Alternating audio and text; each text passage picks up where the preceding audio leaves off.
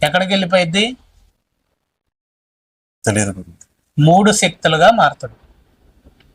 3 శక్తులుగా అనగా 1 బ్రహ్మశక్తి, 2 విష్ణు శక్తి, 3 శివశక్తి. ధర్మశాస్త్ర నువ్వు ఎప్పుడన్నా శబరిమల పోయినప్పుడు ధర్మశాస్త్రకు పోయినా అక్కడ 3 ఆయుధాలు ఉంటాయి. అవును, తెలుసా?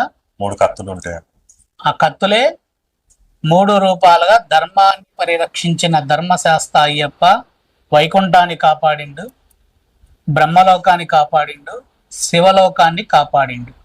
బ్రహ్మ ఇచ్చిన వరానికి, ఆ మహిషిని చంపిన విధానానికి, అక్కడ ఉన్నటువంటి విధానం. ఇకపోతే 2 ఉంటారు. ఎవరల్లో? 3 శక్తులు పోతే కాళీ, అన్నపూర్ణ, లక్ష్మి. 3 విధములుగా 3 విధములైనటువంటి శక్తులుగా 3 లోకాలను కాపాడి. ఇక ధర్మశాస్త్ర అయిపోయిన తర్వాత మళ్ళీ మహిషి ఎక్కడైతే సంహారం పొందిద్దో అక్కడే మళ్ళీ వినాశనం ప్రారంభమవుతుంది. ఆ వినాశనం కాకుండా ఉండాలంటే ఎప్పుడు వారాహిదేవి సంరక్షించేటటువంటి ఒక సైన్యాధ్యక్షురాలుగా నిలబడి ఆ కొండని ఎక్కడైతే అయ్యప్ప తపో శక్తిగా 5 పంచచండీల రూపాలతో ఉన్నటువంటి అమ్మలని ఆవిర్భావం చేసిన కొండ ఉందో దాన్ని పరిరక్షించేటటువంటి దేవతగా ఉంటుంది. ఎప్పటి వరకు?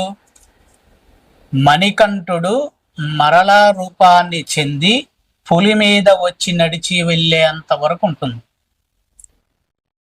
ధర్మశాస్త్రగా ఉన్నప్పుడు అది. ఇప్పుడు మీరు పోయేది, మీరు కానీ ఎవరైనా అందరు కానీ, నేనైతే పోను. అది వావరుడు కాదు, అది ఏది కాదు. ధర్మశాస్త్ర అనేటటువంటి యుగం అయిపోయే టైంకి 3 శక్తులు ఆగిపోయిన తర్వాత 4వ శక్తి వారాహి శక్తి.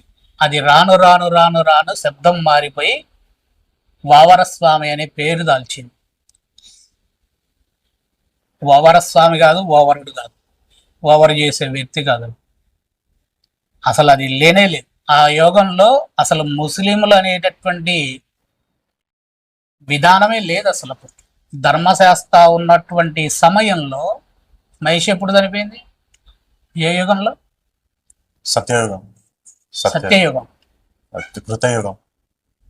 కృతయుగం. అప్పుడు వీళ్ళందరూ ఉన్నారు లేరు. ఇస్లాం ముట్టలేదు అప్పటికి. మరి అసలు ఓవర్ ఎక్కడ నుంచి వచ్చాడు? కొంతమంది ఏం చేస్తారు, దొంగతనం చేస్తుంటే మార్చిండాను. అయ్యప్పకి ఏం పని అసలు? వాడు దొంగతనం చేస్తే మార్చాల్సింది. అయ్యప్ప రావాలంటే దొంగతనం చేస్తే వస్తాడంటే, దొంగతనం చేసే వాళ్ళందరికీ అయ్యప్ప రావాలంటే వస్తాడా? జ్ఞానాన్ని ఏదో మారుస్తాడు. ఇలా ఉండండి. అంత పెద్ద తంత్రశక్తులని సృష్టించిన వ్యక్తి కొంతమంది ఏం చేస్తారంటే దారి చూపించడానికి ఉన్నాడని పెద్ద పదంలో వెళ్ళే వాళ్ళకి దారి చూపిస్తారు. అసలు అక్కడ నిలబడ్డది ఎవరంటే వారాహిదేవి మాత. అప్పుడు మహిషి సంహారం అయిన తర్వాత ఈ క్షేత్రాన్ని మరలా తిరిగి అయ్యప్ప మణికంఠ బాలుడిగా మళ్ళీ జన్మించేటటువంటి యుగం ఉంది. 3 యుగాలుగా పుట్టాలి అయ్యప్ప. 3 యుగాలుగా పుట్టాలి. యుగాలంటే ఈ దాపుర యుగం, త్రేతాయుగం అట్లా కాదు. అయ్యప్ప యుగాలు వేరు. అయ్యప్ప యుగాలంటే ఏంటంటే ఇప్పుడు వైకుంఠాన్ని కాపాడిండు, బ్రహ్మలోకాన్ని కాపాడిండు, శివలోకాన్ని కాపాడిండు. దీంట్లో ధర్మశాస్త్రగా బ్రహ్మచారిగా ఉండి మహిషిని, బ్రహ్మ ఇచ్చిన వరాంతో ఉన్నటువంటి మహిషిని సంహరించి. ఓకే, దాని తర్వాత మళ్ళీ రావాల్సింది ఎవడు? కంఠుడు. కంఠుడు అంటే ఎవరు? శివుడి యొక్క రూపంతో ఉన్నటువంటి విధానములో రావాలి. ఆయనే శివుడి పుత్రుడుగా మోహినీదేవి. అంటే మళ్ళీ కాపాడాల్సింది ఎవరిని అంటే విష్ణు యొక్క తేజస్సుతో పుట్టాలి. బ్రహ్మ తేజస్సు అయిపోయింది. ధర్మశాస్త్రాలో ఉన్నప్పుడు బాలుడుగా ఉన్నప్పుడు చేసింది. ఇంకా రావాల్సింది ఎలా రావాలి? శివుడు యొక్క రూపము, విష్ణు యొక్క రూపము. మరి వీళ్ళిద్దరు పురుషులేగా. అవును. ఈ పురుషుల్లో మరి శివుడు రూపాలు చేసేటటువంటి భగవంతుడు కాదు. అంటే మాయలు మార్చుకునే కేటగిరీలో లేడా? మాయలో మార్చే కేటగిరీ, రూపాలు మార్చుకునే కేటగిరీలో ఉన్నటువంటి స్వరూపం ఎవరు? విష్ణు భగవాన్. విష్ణు భగవానుడు ఏదైనా దాన్ని వెంటనే మార్చగలుగుతాడు. ఇప్పుడు నువ్వు చేసే పద్ధతి నీకు నచ్చకపోయింది అనుకో, దాన్ని వెంటనే నువ్వు మార్చుకోవడానికి ఉండదు. శివుడు వచ్చి మార్చడానికి, బ్రహ్మ వచ్చి మార్చడానికి ఉండదు. అటువంటి కేటగిరీలో విష్ణు ఉన్నాడు. అప్పుడు ఏమైంది, విష్ణువు అందమైనటువంటి మోహిని రూపాన్ని దాల్చి మాయరూప స్త్రీశక్తి ఆరాధన ఎలా అయితే నువ్వు చేసావో, అర్థమైందా?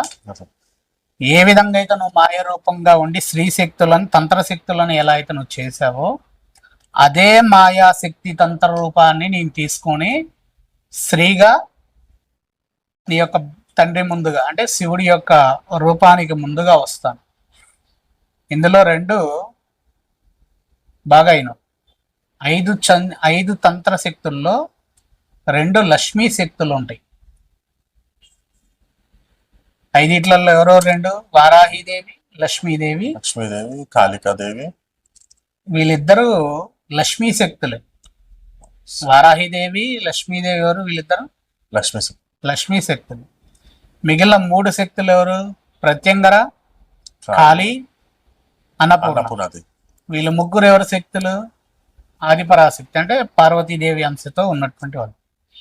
సో పార్వతీదేవి అంశతో మాయా రూపాన్ని తీసుకున్నటువంటి వాడు ఎవరంటే మోహిని రూపాన్ని తీసుకున్న విష్ణు భగవాన్. అప్పుడు ఇక్కడ ఉన్నటువంటి విష్ణువును చూడగానే ఆ శివుడికి ఎవరు కనబడతారంటే పార్వతీ, ఆదిపరాశక్తి యోగంలో నుంచి వచ్చినటువంటి ఆ 3 శక్తులు కనబడతాయి. ఆ 3 శక్తులని త్రినేత్రకంఠుడిగా 3 నేత్రాలతో చూస్తాడు. చూసినప్పుడు 3 విధములైనటువంటి విధాములతో ఉన్నటువంటి బాలుడిగా పుట్టబోతాడు.